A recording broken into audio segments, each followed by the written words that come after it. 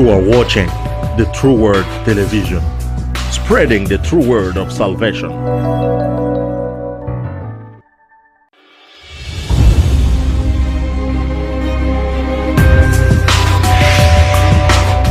You are watching the True Word Television, spreading the true word of salvation.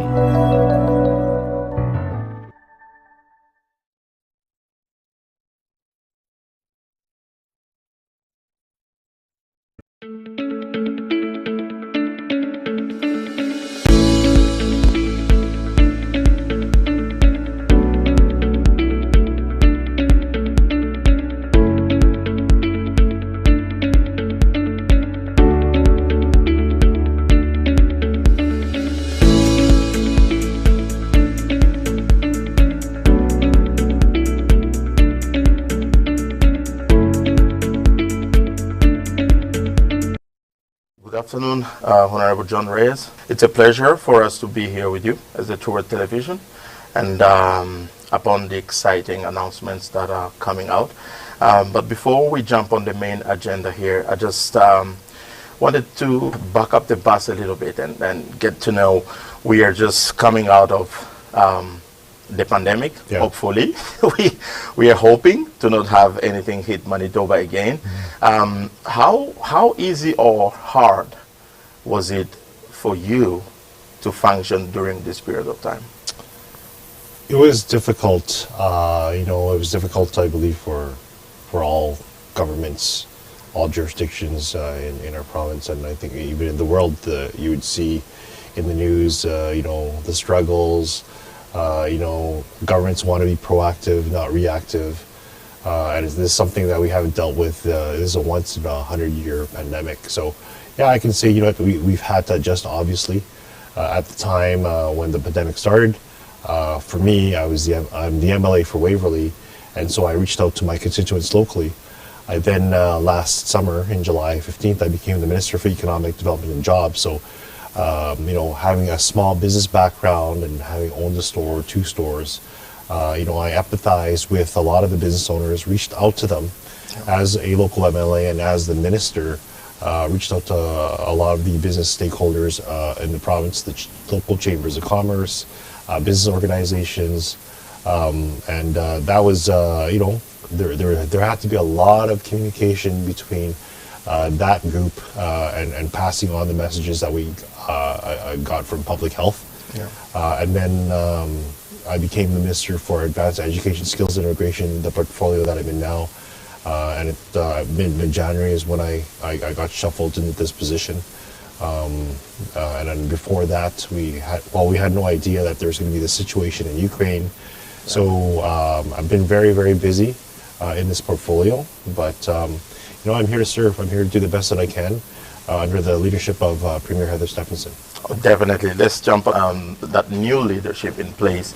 It was very challenging. With the pandemic, the government had to move from here to there, changing, different people even had to quit, let's call it like that. Mm-hmm. It's just too much, we can't handle this anymore. So here comes Heather Stephenson, the new Premier. Mm-hmm. Her election was a little bit having around some kind of controversies, but finally she's established, and there's a new team in place. In the few months that she has been in, how are you seeing things comparing to the former government?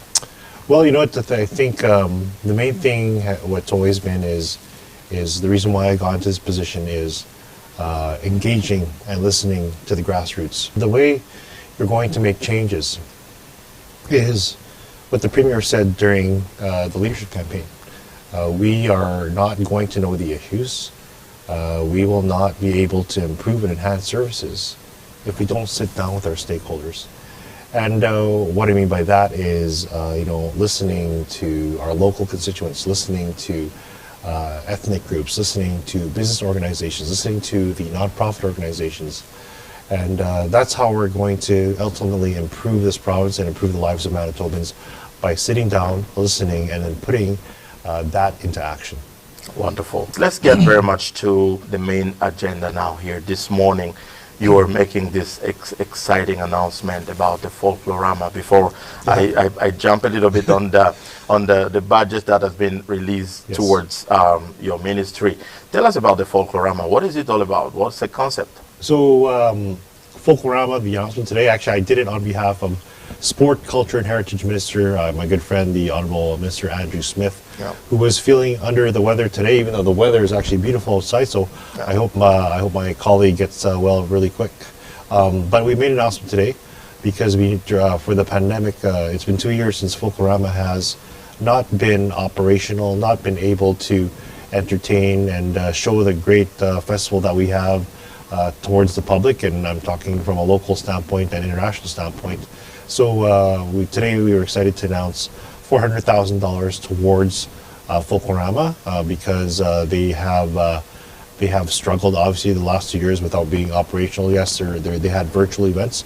They've been resilient, but as a government, we feel it's very important that we invest in a traditional festival that is known internationally, and it's good positive news.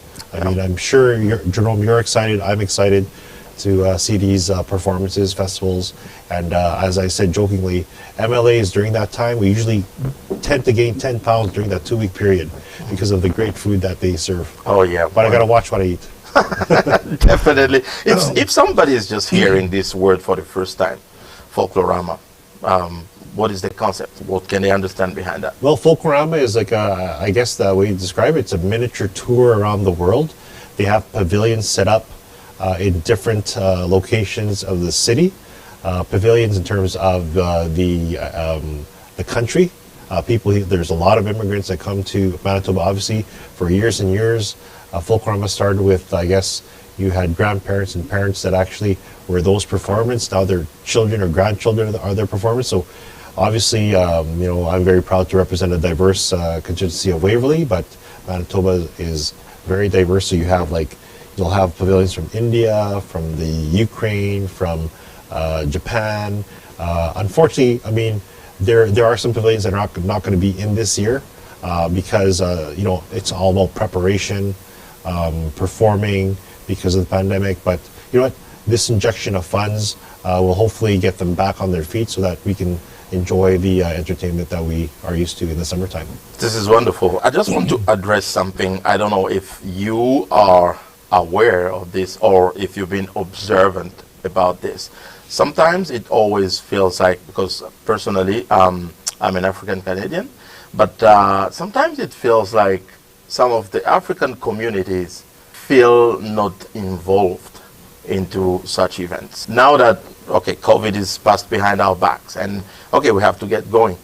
Manitoba, speaking about the diversity, this is immense. So what are you planning to do so that everybody will be included? Well, what I have done is I have formed, upon the direction of the Premier, a Immigration Advisory Council.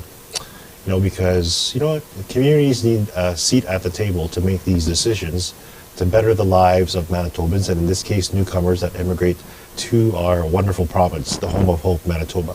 So I was very cognizant to make sure that we have proper representation within our Immigration Advisory Council. A lot of people wanted to be on the council, but we only have so many spots on there. But I'm happy to say that we have an individual from the African community that will be the bridge gateway for Africans in terms of giving their input on how we can enhance and improve the Manitoba Provincial Nominee Program that we created back in 1998. And when I say we created, a PC government created the Provincial Nominee Program back in 1998 that has welcomed hundreds and thousands of immigrants to our wonderful province. So what are the communication channels that you're looking at using, apart from definitely the media that we are? What are the other communication channels that you've been putting in place so that you make sure that everybody will be reached, like talking about the local communities? Yeah. Well, in our government news release, we have the members of the Immigration Advisory Council there. We obviously have our traditional email, phone number, social media. But this summer, I am planning, and we haven't made the official plans yet, I am planning to do community consultations when it comes to these immigration advice events, these town halls, if you want to call it that. So I'll be traveling in different parts of the province. We'll make sure that people are well aware, in advance, so that they can plan to be at these Immigration Advisory Council seminars, community consultations, because we want to consult with community, because we know that many immigrants who have come here can give us feedback on how to improve our provincial indemnity program that has been successful, but how can we improve it? Yes. One thing I want to tell you, Jerome, is that the Canada-Manitoba Immigration Agreement has not been renewed since 2003. So 19 years later, we plan to renew it. My department, immigration, the immigration side of things, is negotiating with the Federal Department of Immigration to ensure that we have an agreement, because Manitoba's needs have changed from 2003 to now. That will really be something very great. Thank you very much on that. I'll just try to hit two birds with one stone here. Sure. Since you're standing in for Andrew Smith, yes, and at the same time you're representing your own portfolio. Yes. Let's jump back a little bit on the advanced education skills and immigration part of it. Another exciting announcement about the 5.1 million that you received from the government in this budget to assist the integration of newcomers to Manitoba. So how are you planning on splashing that? Well, the thing is, the $5 million funding has gone to 15 organizations. One of them, I think a lot of people are very familiar with, is the Manitoba Start organization. I've actually used Manitoba Start as a business owner, as an entrepreneur, to gainfully employ individuals. Because, you know what, for me, I want to give, I get emotional about this. Yeah. I want to give immigrants a chance because they've struggled. And my dad came here over 50 years ago, and I've seen, the struggles of immigrants when they come to this province. So as a minister, I'm very proud that we are able to fund these organizations, because these organizations help these individuals come here in terms of whether it's just upgrading their resume, language requirements, seeking the right employer, helping with foreign credential recognition. One thing that I'm very passionate about is to ensure that if we have individuals coming from other countries who are educated, yes, their foreign credentials sometimes are not recognized. And that's something that we want to bridge with regulatory bodies that do fall under my department, so that we can gainfully employ these individuals, so that there doesn't have to be mental health, anxiety, in terms of trying to find a job. Because we know, I think you know this, Jerome, we have individuals that come here that are highly educated, but they end up working in jobs, and we do need those jobs, but they end up doing jobs that they really shouldn't be doing, even though we need people in those jobs. We need to have them in the right fit and being employed in the field that they actually studied. Wonderful. Like what you're saying, I'm definitely identifying myself in there. Like I have tons of close relatives that I know personally who are like medical doctors or engineers in Africa who came here, couldn't get their credentials, and they end up doing something totally different. Yes. I was a little bit lucky. Okay, good you mentioned Manitoba Start. I landed by Manitoba Start myself. They did quite a lot. Impressive work. Then I went to Success Skills before I got my first job. And I've been going back for info sessions with Manitoba Start and help other immigrants who are coming who identify with us. So, like, from my own perspective, I'm just setting a background here so that I can get to the next question. It's just natural talk here. I hope I'm enjoying it as you do. I was a television engineer, setting up TV stations. When I came here, I told myself, that's what I will do. Regardless of what is happening around, that's what I did. I helped establish a TV station for the community, mostly watched by immigrants, and this interview actually is something so exciting, and some exciting news here for most of the people who are watching us. But here is what I want to say. Sometimes it's always very good to plan, but the practical aspect of it gets a little bit different. Like you got the funding and you're going to splash it within those 15 organizations, including Manitoba Start and others. What are the mechanisms that you put in place as a follow-up? Well, that's a good question. What I can say is that those organizations that did get the funding, there will be a mechanism to to overlook at the performance of the ROI in terms of what are they actually doing with that funding, and communicating with us if it has been helpful. We do want to ensure that these organizations are using the funding to improve and enhance their programs, right? Because every year we will have an intake of applications. Some organizations, because there's only so much funding, some organizations are going to want to apply as well. We know that Manitoba is growing. I'll give you an example. This year, Westman Settlement Services in Brandon received funding this year. In the past, they did not. But our department, with my supervision, ensured that we made it fair, that the funding was spread across the province fairly, as best as we can. There's a huge vetting process, obviously, and we want to ensure that when the funding goes to these organizations, that there's actually meaningful work to ensure that the individual, that Manitoba, that newcomer, is successful.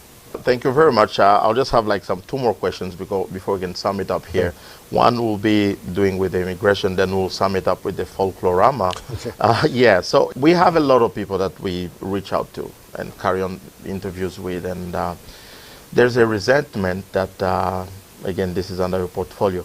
The immigration from time to time is always being diverted. What do I mean? There is the war in Afghanistan that is happening, and the Taliban's taking over, and there is need for a lot of Afghans to come to Canada.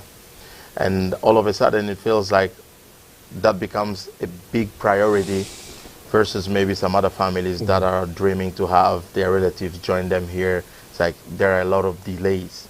And then as the Afghanistan issue is still there, then there is Ukraine, and who knows what will come up again from anywhere. Yeah. How are you managing this to ensure there is proportional balance? Yeah, and that's a great question. What I can tell you is that ultimately the jurisdiction that has the final say when it comes to immigration is the federal government, right? The federal government issues these visas. They're responsible primarily for the refugees in a certain time frame. What I can tell you, though, is Manitoba is working collaboratively with the federal government to ensure that we can have a safe haven for Afghans and Ukrainians. These situations happen, these unfortunate situations happen, something that we can't control globally, and we will have to obviously make the adjustments to ensure that we process applications of those newcomers that want to come to Manitoba. What I can tell you is last year we had a record number of applications processed under our Manitoba Provincial Nominee Program, just under 6,300. So we've been working hard, we've been balancing, we've been working continuously with the federal government, because we know that we'll be receiving a lot of Ukrainian citizens coming here. Most of them will be women and children, unfortunately, because the men, obviously 18 to 60, have had to stay in the Ukraine. So we're going to do our very best.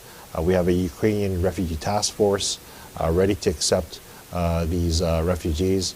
When it comes to the Afghans, we are working with the federal government as well with them. People have to be also familiar with the immigration streams. We are responsible for the Manitoba Provincial Nominee Program, which is an economic driver, yes, right?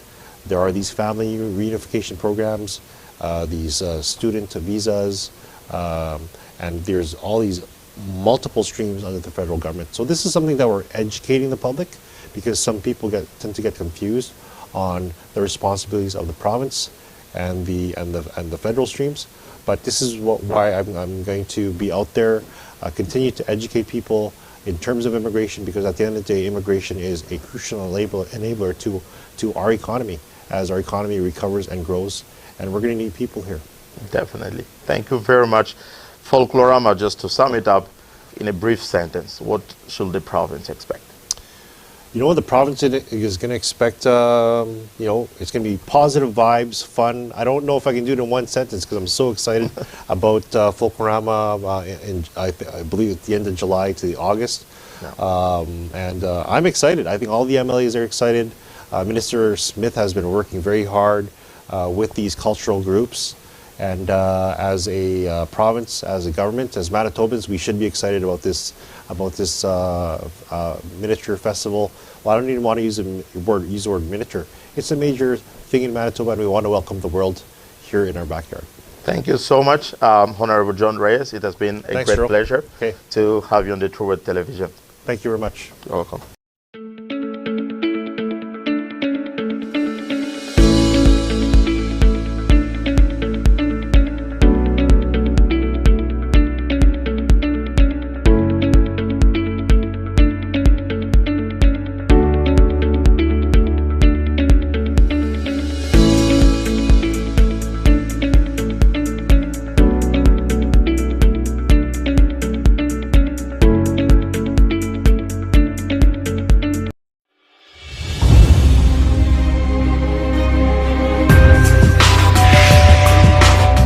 You are watching the True Word Television, spreading the true word of salvation.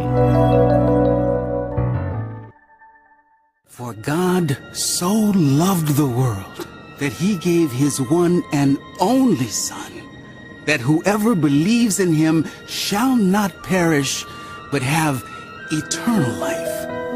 Love Banquet, with the name, you should just know, by the way, if you're joining for the first time, we just preach the love of God on this platform. Because every man has a vacuum in their hearts that can only be filled with the love of God. He loved us out of his own choice. Amen. He loved us because that is his nature. Okay. God himself is love. And you know, he has proven that love to us by giving us Jesus. So all you can do is just to rest. Hello viewers and lovers of True Word Television. My name is Esther, and with me here is Alright, we just want to invite you to be a part of what God is doing in our midst. And we are hosting the Love Banquet show at True Word Television every Sunday, 2 p.m. Winnipeg Canadian time and 8 p.m. Nigerian time. We just want you to join us as we explore the radical love of God every Sunday. This is a show that talks about the fact that God loves you radically. He loves you no matter where you're from. Make sure you join us, invite your friends and your family members, and we will see you. Young,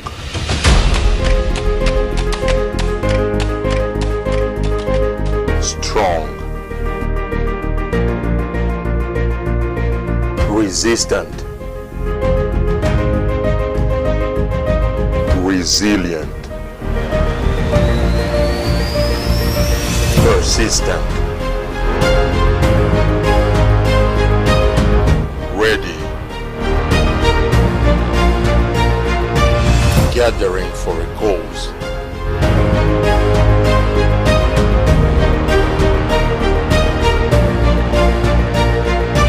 to prepare the young generations rather than repair them later. God believes in young people. There is no vision that can become generational without the involvement of young people. The Young Generals Gathering, every Monday 5 p.m. CST on the True Word Television. I am your privileged host, Philip Olabisi.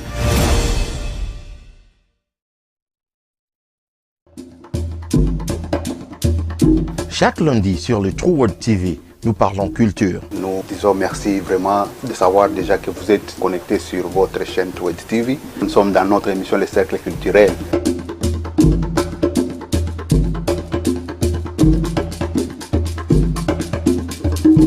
Rejoins donc ce trio du pasteur Mili Kalaja. Nous avons dit que le divorce, c'est une séparation légale du mariage. Le pasteur Émile Namouira. C'est pourquoi il existe même la politique d'auto-domestication de la race. Et Babou Ramazani. C'est-à-dire nous sommes des êtres changeants, nous sommes des êtres créatifs, nous sommes des êtres qui doivent s'adapter. Pour non seulement apprendre, mais aussi se régaler. Disons-nous la vérité. Et s'il y en a qui connaissent, ils ont horreur des autres. Ils ne veulent pas de faire avec les autres. À cause de ces germes-là, de conflits. Donc il y a des germes innés. La culture dans tous ses angles et dans tous ses aspects. Le cercle culturel sur le True World TV, Winnipeg 19h et minuit en temps universel, chaque lundi.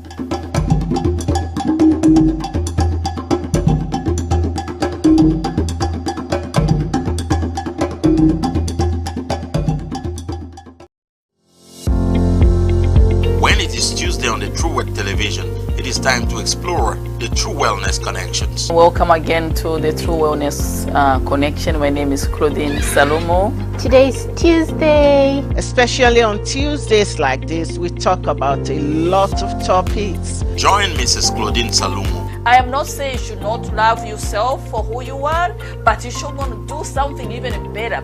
Victoria Masio. You just have to be honest with yourself. And Elizabeth Bremo. The way you live tells so much to the kids. To talk health, wealth, parenting, relationship, finances, and life at large. Because any negative thought, trust me, does never build anybody, can only destroy us. Look deep inside your pocket, your bank account. The way you handle situations at home matters. The True Wellness Connections, every Tuesday on the True World Television, 5:30, Winnipeg.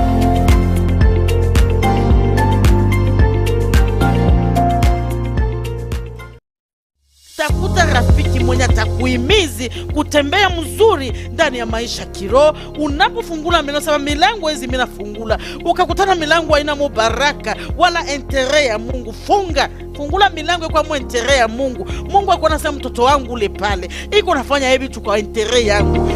Karibu tena wamama kuendelea na kufuata kipindi yetu ya mwanamke wa maombi, Woman of Prayer, Femme de Prière, ambayo inapitoka kwenye mtandao wa True World Television. Tunapokea kama mama tofauti kutoka huku na huku na huku, kutukulisha tu neno la Mungu. Karibu sana, mtabarikiwa na wenu mdogo sana, dada yenu mdogo wenu Ange Mapendo Bendera Bonyoma. Asante sana na wapenda.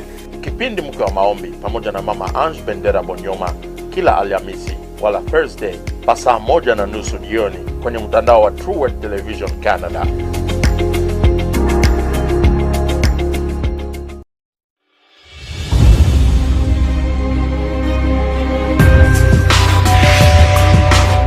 You are watching the True World Television, spreading the true word of salvation.